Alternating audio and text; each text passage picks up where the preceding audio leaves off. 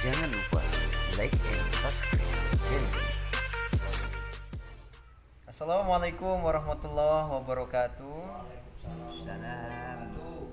Bersama saya Jeffrey Yasir. Kali ini saya kedatangan tamu istimewa, yakni guru kehidupan. Ustadz yang mengajarkan saya arti kehidupan. Mungkin kita bisa sedikit banyak ambil ilmu dari beliau ya. Abah, perkenalkan namanya Abah. Ya, alhamdulillah. Nama Abah ini Abah Edi. Ya, Abah Edi. Umur berapa, Bang? 78. Alhamdulillah. Alhamdulillah 78. Aktivitas sehari-hari kerjaannya Ya, bekerja tani. bertani untuk menyambung hidup Seadanya. seadanya. Masya Allah, di usia 78 Allah kasih kemampuan, masih sehat walafiat, bertani. Ini abahnya 78 kok kayaknya masih awet muda ini ya, walaupun giginya sudah nggak ada. Hanya gigi Abah ya. Tapi sudah kalau tidak. untuk uban itu belum semuanya.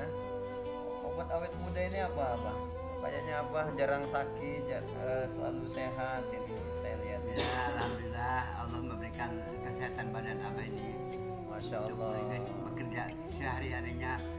Alhamdulillah tidak mau diam-diam. Paling jam tidur aja. Iya, Alhamdulillah.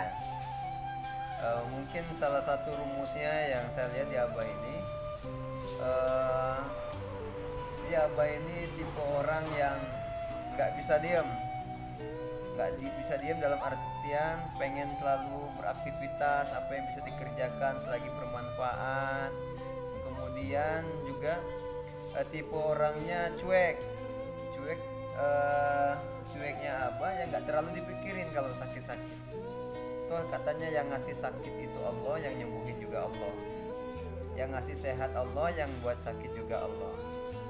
Tapi alhamdulillah, kalau gimana dengan ibadah, Bah? Bolong-bolong apa lancar, Bah? Alhamdulillah, masalah ibadah insya Allah kalau Allah ngampuni mah Abah terus menerus Ya.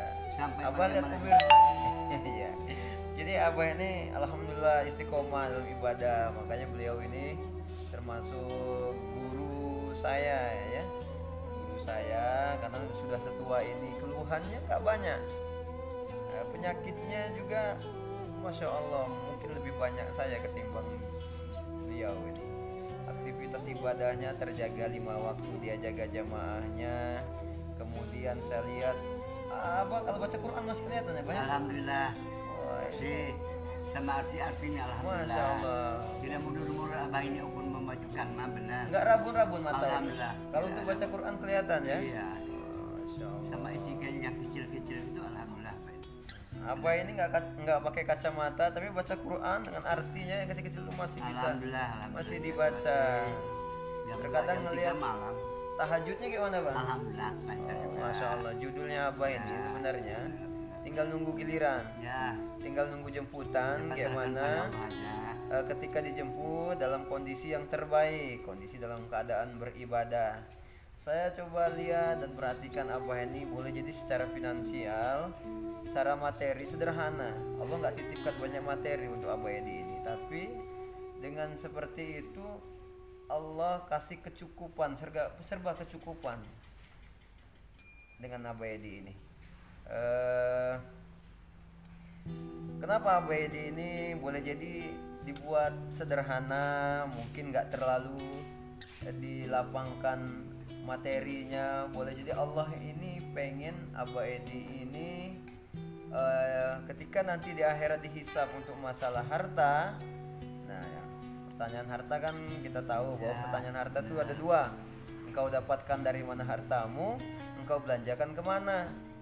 Nah seolah-olah Abah Edi ini dibisikin, udah hari ini kamu di dunia, saya persempit rezekimu, yang penting kamu selalu istiqomah dalam ibadah, insya Allah saya cukupkan rezekimu. Nah, ketika nanti Abah Edi dihisab hartanya, hartamu kau dapatkan dari mana? Maaf, di dunia saya nggak terlalu banyak hartanya. kemudian engkau belanjakan kemana hartamu? Boro-boro mau ngebelanjain, dapat aja nggak ada, dapat aja cuman sedikit. Jadi mungkin apa ya, dia lebih cepat masuk surganya ketimbang orang kaya. Makanya ketika Rasulullah Isra Mi'raj dia jalan-jalan ke surga, kenapa kok yang dilihat banyak dari kalangan umatnya Rasulullah yang masuk surga ini dari kalangan orang fakir, orang miskin. Oh, ini hikmahnya ketika dia dihisab tentang hartanya, diringankan hisab hartanya. Karena apa? Memang nggak banyak harta di dunianya, boro-boro dibelanjain, dapatnya aja sedikit. Ini bang, maksudnya Allah itu kenapa Abah disederhanakan dalam hal rezeki, nggak sekaya orang-orang di luar ya. Yang penting Abah mau ibadah, setelah istiqomah baca Quran, masih banyak ibadah-ibadah yang lain yang boleh jadi tidak menggunakan uang, tapi dengan tenaga Abah sapu musola ini Abah bersihkan. Masya Allah, kata Rasulullah itu barang siapa yang membuang satu kotoran yang ada di rumah Allah, yang ada di masjid musola, maka kelak Allah akan bangun satu istana di surga. Boleh jadi ini pekerjaan yang jarang orang minat dan tertarik. Boro-boro orang kaya mau ngambil kerjaan yang seperti ini. Boleh jadi kenapa ada orang kaya yang dia dikayakan di dunia, boleh jadi nanti di akhirat dia dimiskinkan. Boleh jadi ada orang yang tipu Abah Hedi ini dimiskinkan di dunia, tapi di akhirat dia dikayakan. Makanya kata Rasulullah, hakikat kaya itu bukan banyak harta. Rasulullah SAW bersabda, laisa lakinna an kasratil arad walakinna khinna nafsi. Hakikat kaya itu bukanlah kaya harta, tapi hakikat kaya itu adalah kayanya hati. Ketika Abah Edi ini memberi dengan sayurannya, dengan apa yang dia tanam, ini cara dia untuk bersodakoh.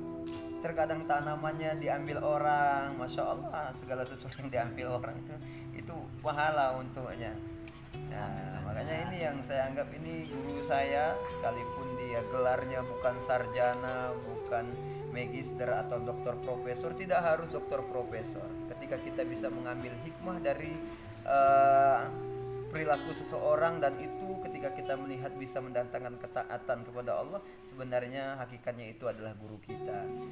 Akan tetapi sebaliknya, ketika kita melihat ada seorang yang boleh jadi bergelar-gelar yang tinggi, gelar kehormatan, ketika kita lihat dan kita bisa mengambil pelajaran dan tidak akan mendatangkan ketaatan kepada Allah, boleh jadi itu bukan guru kita. Karena hakikatnya guru, dia akan menghantarkan, guru yang baik dia akan menghantarkan ketaatan kepada Allah. Lihat seseorang bawahnya ingin taat, lihat seseorang bawahnya ingin berzikir, lihat seseorang bawahnya ingin bersedekah. Nah, jadikan kita orang-orang yang ketika kita dipandang, kita langsung ingat Allah. Yang ketika kita dipandang, kita berzikir kepada Allah. Masya Allah, ini orangnya. Insya Allah saya Jeffrey Yasir tahzib dengan beliau. Maaf apa kalau ada salah kata ya. Insya Allah ini namanya hidup, skenario nya harus dipertemukan ya, mudah-mudahan Saya juga minta maaf sama-sama Abah ya, dan supaya Abah ini, supaya hati saya ini memberikan lurus. Amin. Untuk mengajar dengan agama Allah, Iya, amin. menjadi sosial, Ya, amin. bisa mengajaki masyarakat juga. Amin, Sudah ya tua Allah. ini tidak mau diam-diam Abah ini Masya untuk Allah. memajukan sebenarnya Ya, mana ya, yang ya. kurang maju Abah yang mau untuk memajukan di kampung-kampung. Mau aja Abah juga sebenarnya Abah. Ya. Tidak mau diam-diam. Alhamdulillah, makanya Allah kasih Ya. kesehatan. Ada orang kaya Bang, banyak duitnya, tapi ketika tuanya dikasih sakit, banyak sakit, akhirnya habis uangnya untuk berobat. Alhamdulillah. Saya lihat Abah kadang dilihat ya sederhana apa yang dimakan, diminum, tapi kok disehatkan. Rupanya memang tipe Abah ini ya satu, beliau nggak terlalu pusing mikirin negara, beliau nggak pusing mikirin hutang. Cukup rezeki beliau ini apa yang dimakan itu rezekinya, apa yang dipakai itu rezekinya. Kadang kita ngeklaim itu mobil saya tapi kredit, hakikatnya mobil kredit itu mobil pencitraan, aslinya nggak mampu dia paksa untuk beli. Itu rumah saya judulnya kredit, itu namanya rumah pencitraan, aslinya dia belum mampu beli rumah. Sederhana aja, insya Allah cukuplah. Kalau memang belum dikasih rumah, insya Allah minta sama Allah, yakin yakin pasti dikasih insya Allah nanti ya. Itu saja percakapan saya dengan Abah Edi. Mudah-mudahan kita bisa mengambil hikmah dan pelajaran bahwasanya apapun keadaannya kita harus bersyukur, kita harus taat kepada Allah di mana saja kita berada. Itu saja yang dapat saya sampaikan, kurang lebihnya mohon maaf. Wassalamualaikum warahmatullahi wabarakatuh.